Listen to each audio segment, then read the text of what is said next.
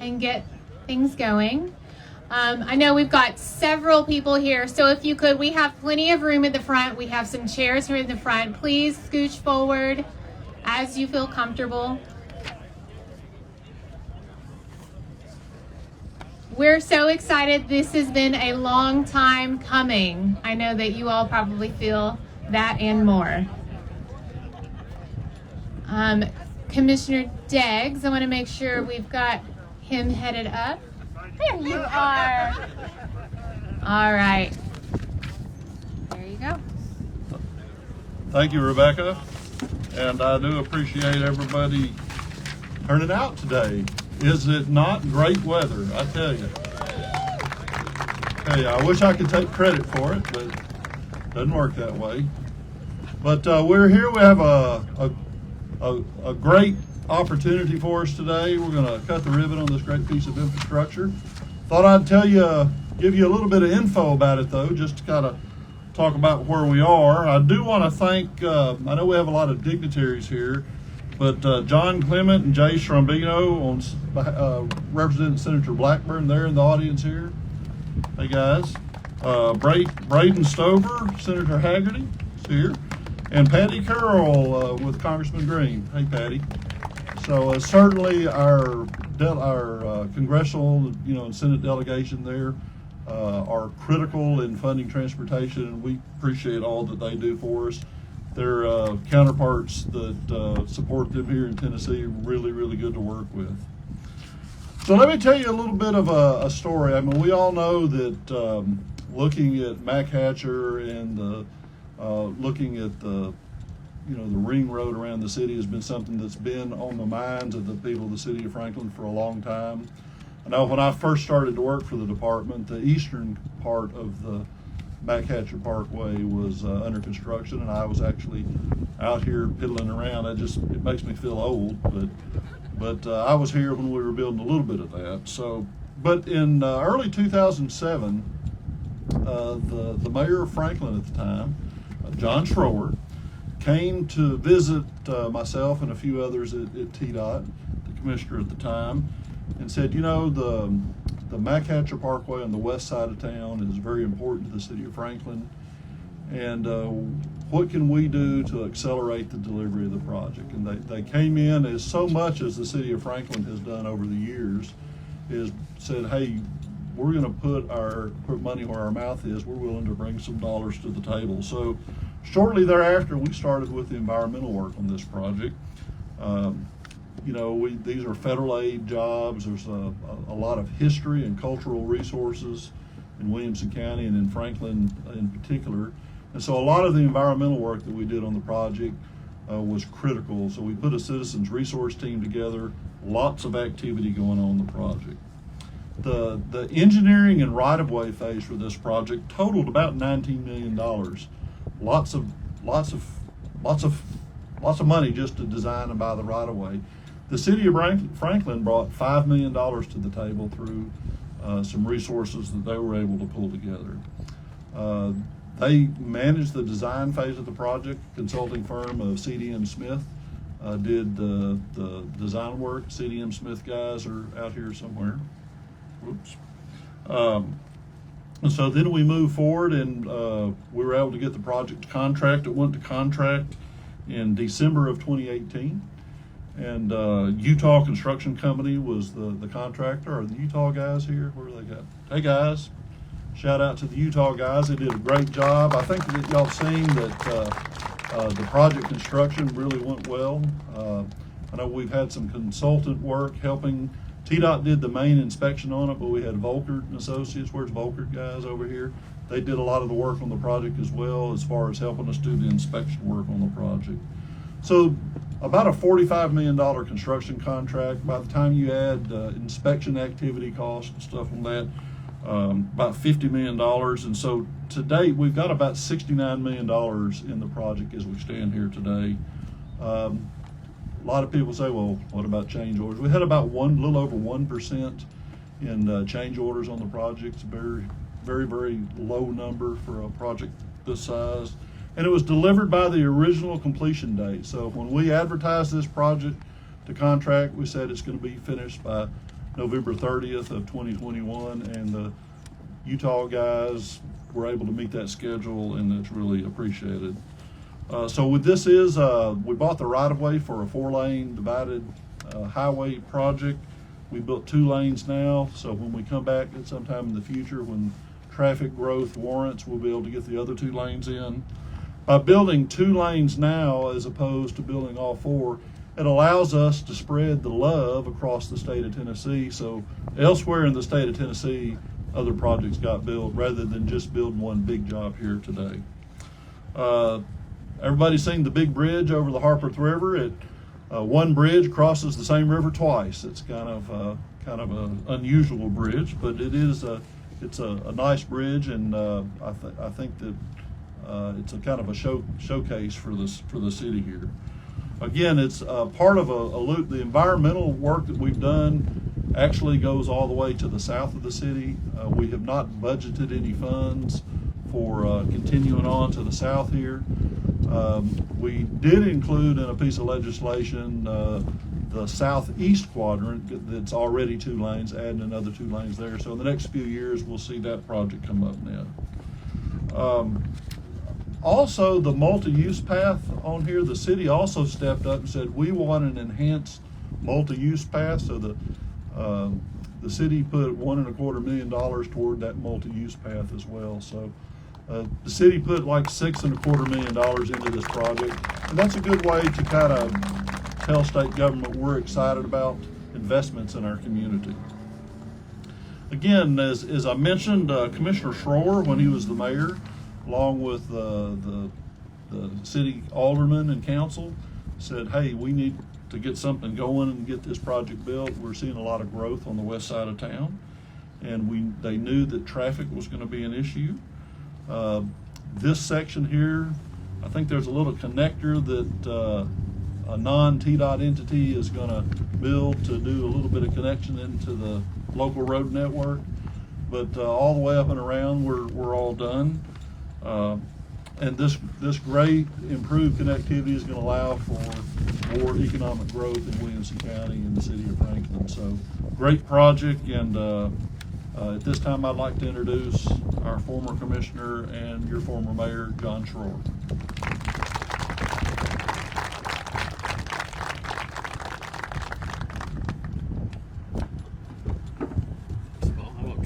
Thanks, Paul. It's been a long time since I've been in front of a microphone. 3 weeks. But the last time I was at a road presentation was in January of 2019, and we were doing the groundbreaking for McHatcher, and it was a week before I retired from McHatcher, and I said then that, well, it's adage is it's better late than never. And that was true. That was our last groundbreaking and Governor Haslam's last groundbreaking. And I want to talk about how this project really got going. And it has to do with our former governor, Bill Haslam. He had a vision about infrastructure and transportation and how important that was. And he talked to us at TDOT about what we need to do. And really what we needed was more money. And that's pretty usual for government to say they needed more money, but that nothing had been done in adding more money to transportation in Tennessee since 1993. And the governor said, we've got to do that. He said, now I think that's a second term deal. He didn't want to do it in his first term because he wanted to get reelected to the second term. And so we worked together with the governor's staff, and we came up with the Improve Act. And the Improve Act was a plan to add money to the coffers of the state, and it did include a gas tax. And it was not popular amongst a lot of people. But I want to say that our legislators, Jack Johnson, Charles Sargent, and Sam Whitson, worked tirelessly to get not only it locally, but to get this passed in the House and the Senate. In the Senate, it was a little bit easier sell, Jack, but you led that charge, and we're happy about that. In the House, it was difficult, and Sam and Charles worked very, very hard. I'll tell you, the vote in the House, I've got it was 60 to 37, and I think every one of the 37 that voted no were Republicans. with the Republican governor. And so it was not popular. We got it done. It was revenue neutral. There were some gas taxes and there was reduction of taxes, and so you all were not really being charged any extra money. And what that did, that created 962 projects that were not going to be funded anytime soon to get built under the Improve Act. And Mac Hatcher was one of those. And it was high on our priority list. And I'm going to have to thank, I can't thank everybody here, but I want to thank Susie Alcorn, who worked hard, tirelessly with the legislature to get this done. And it was a project that was really, really important to this region. And it talks about, and those that voted for it really had to take some political courage to do that, because there were a lot of people that weren't in favor of this. And it wasn't in favor of this project, but wasn't in favor of raising more money. But infrastructure is what we operate. Infrastructure brings businesses to communities. Infrastructure is why the Ford plant is spending $8 billion in West Tennessee, because they had the infrastructure to make it work. We have so many businesses that move to this area because we have sufficient infrastructure to do that. And I'm going to have to say, and it's not necessarily very popular, but I'm proud of our Congress to pass a national infrastructure bill. They've been working on it for a long, long time. They hadn't done anything with it, and those people that voted for that took a lot of political courage to do that. And it will add about $250 million a year to the state of Tennessee, which is what the Improve Act did in the state of Tennessee. And I will say, as a sideline, when we went to Governor Haslam at first, the number that we told him we really needed was $500 million. Isn't that right, Paul? Where'd you go? $500 million. We got half of that. But the National Infrastructure Bill will give us the other half, and so we can continue with the progress that we've been making since the infrastructure bill in Tennessee was passed, and you will continue to see a lot of orange barrels around this. And so, again, I want to thank our legislators, Jack and Sam and Charles, for getting this done, because without those three, I'm not sure this would have passed. So I'm going to sit down from that, but thank you all very much for being here. This is a great road. I will say, I live about a half a mile east of here, east, and I can tell there's already been a difference. I can get out on Highway 96 now. And, and my daughter lives over here, and she says it's now cut 10 minutes off her trip into downtown Nashville. So, it's nice to see. Normally when we did roads, they were in places we weren't a lot. It's nice to see the immediate effects of some work that's been done. So congratulations to TDOT. They've done a great job. To the contractors, the consultants, not a lot of complaints that I know of, and you all did a great job. So we're proud to have this part of it, and I'm proud to have been a part of that. Thank you all very much.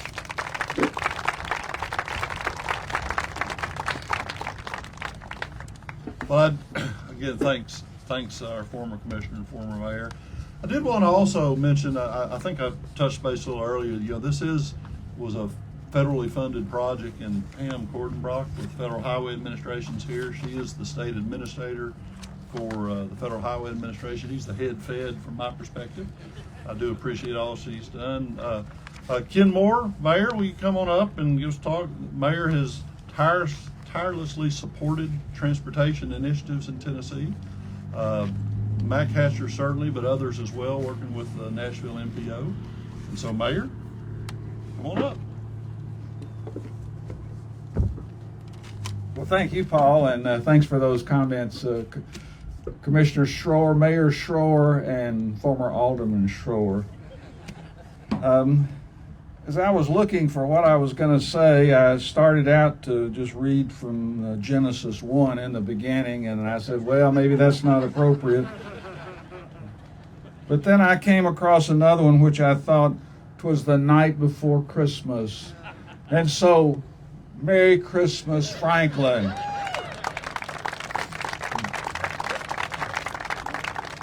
There's so many people that have come into play, and Commissioner Diggs and Commissioner Schroer both have mentioned many people, but I'd like to start out personally by thanking our Board of Mayor and Aldermen.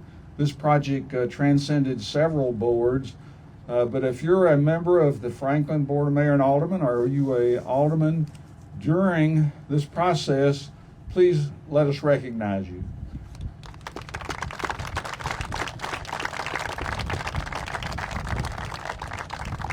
We love taking credit for great projects, but we also know who is in charge at the city, and that is our staff, who work tirelessly to make sure that this project moves forward along with TDOT and all the other parties. So if you're a member of the City of Franklin staff that was involved with TDOT, please raise your hand and let us recognize you.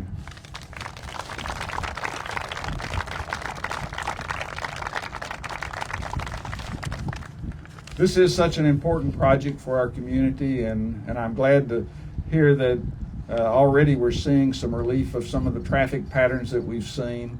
So we appreciate the opportunity to have this investment in our community, and we'll continue to move forward with other projects, working with TDOT and participating as we can. So thank you very much.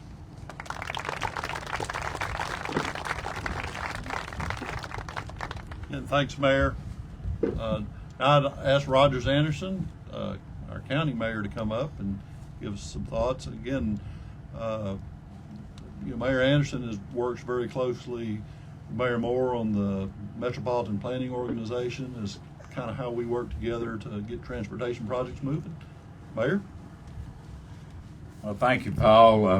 I want you to know something very personal.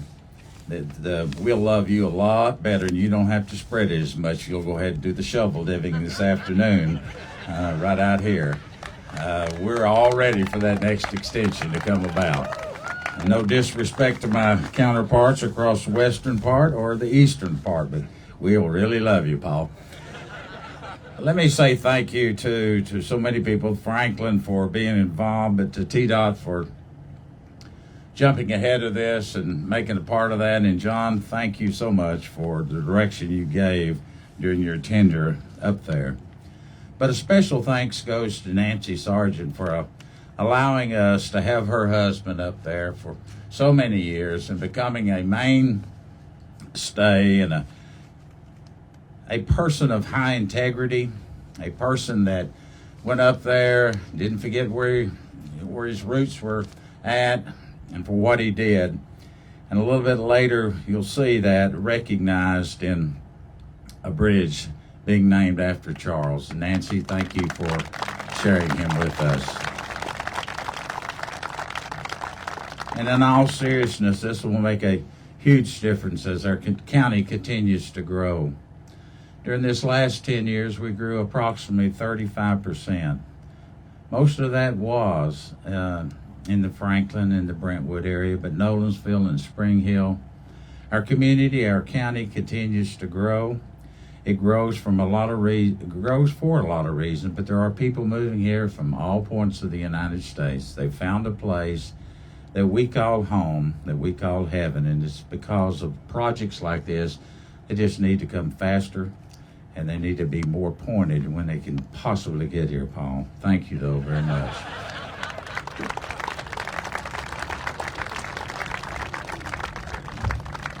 Well, I haven't been told too many times that we're too slow.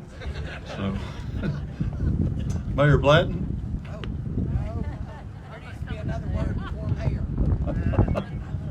Vice Mayor.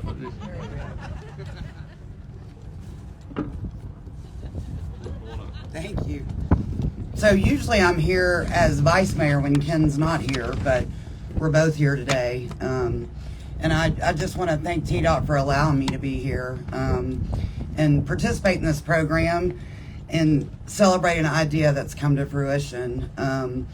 Everybody's talked a lot about the semantics of the government and the politics, but for me, as I sit here and look at Nancy, it's about Charles for me. And I think for a lot of you guys in this area are friends with Charles and already know his deep contributions to our community.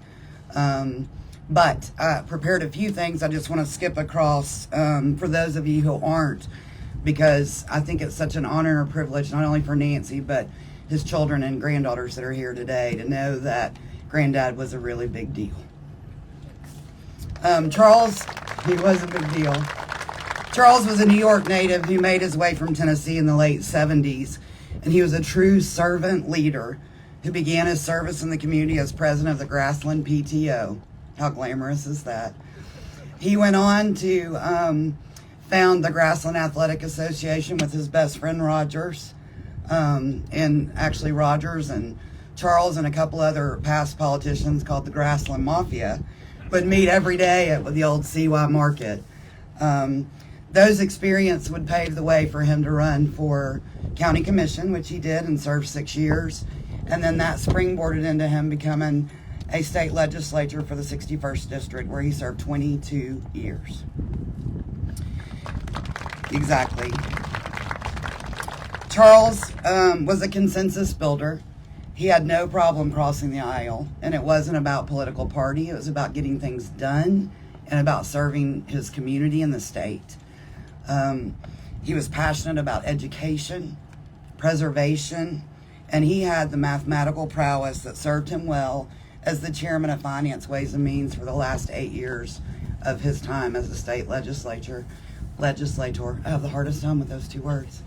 I really hoped Governor Haslam could be here today because he could speak wholeheartedly to the important role that Charles played in not only setting us up as a state to have the rainy day fund that we did, but the debt that we do not have like other states across the nation.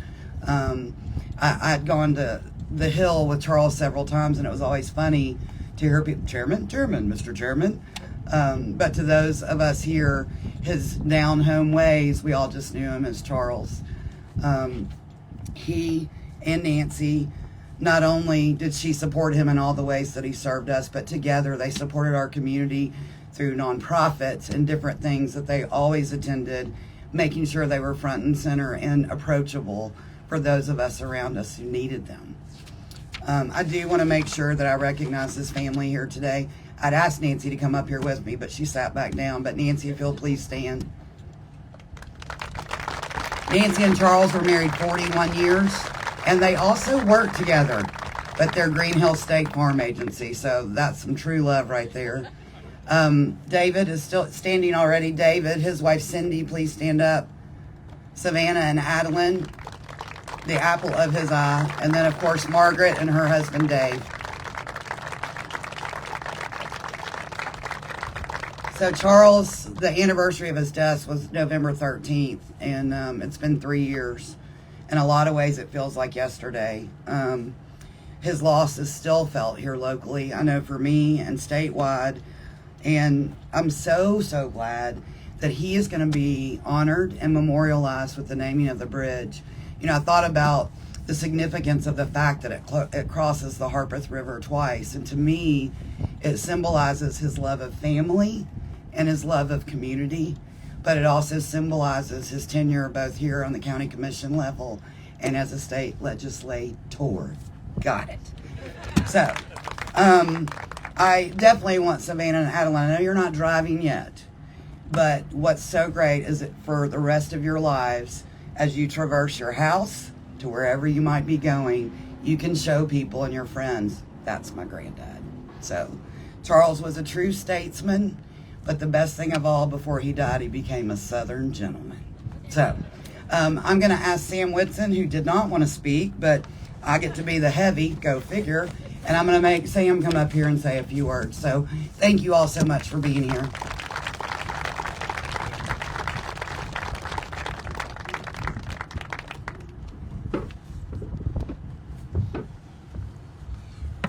Thank you, Brandy. And again, great seeing so many friends and citizens out here today. And I just want to say, this shows what government can do when we work together. Teamwork. I learned that in the Army. Jay and I did years ago.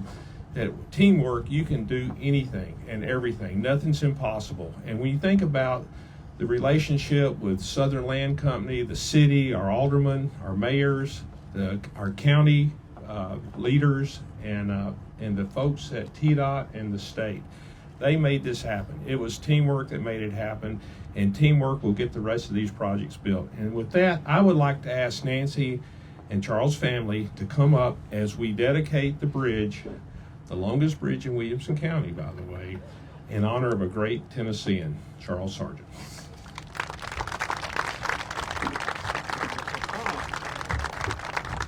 We'd get the, so Beth, you got the ribbon there?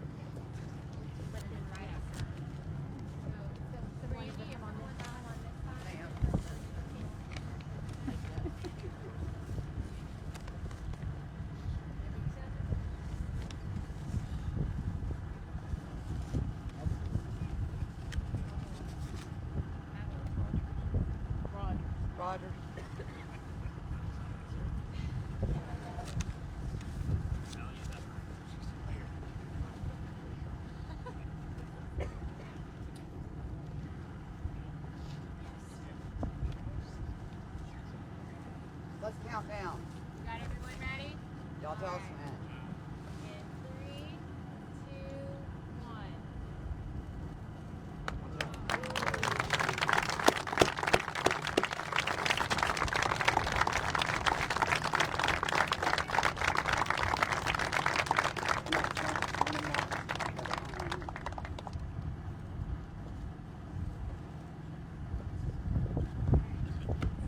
Rolling out the ribbon now. For those who want to partake in ribbon cutting, skip head on over here.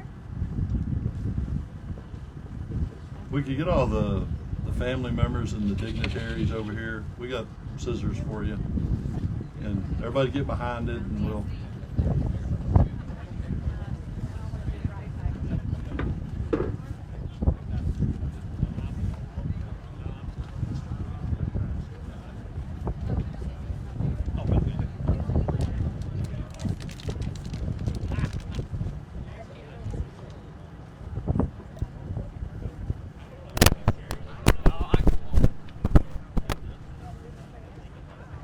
Hey, Matt.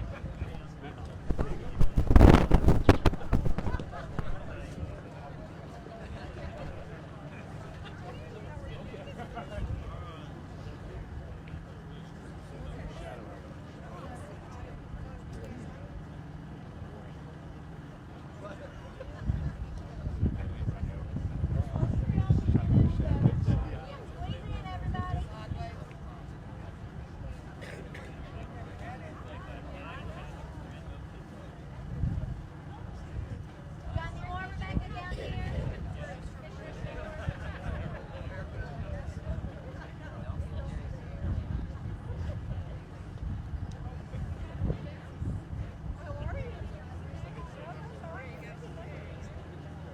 We have more scissors if you need them. Anybody else? All right, hold on just a second. Ready? In 3, 2, 1.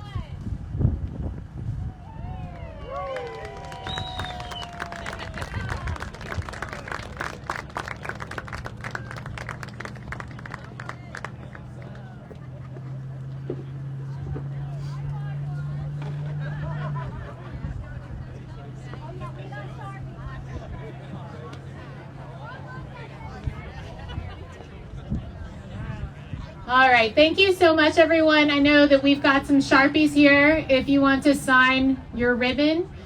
But we really appreciate it. That wraps everything up for us today. Thank you so much for coming. Bear with us. This shuttle will be coming back to pick everyone up. Just give it time. It'll take as many as it can. Thank you again.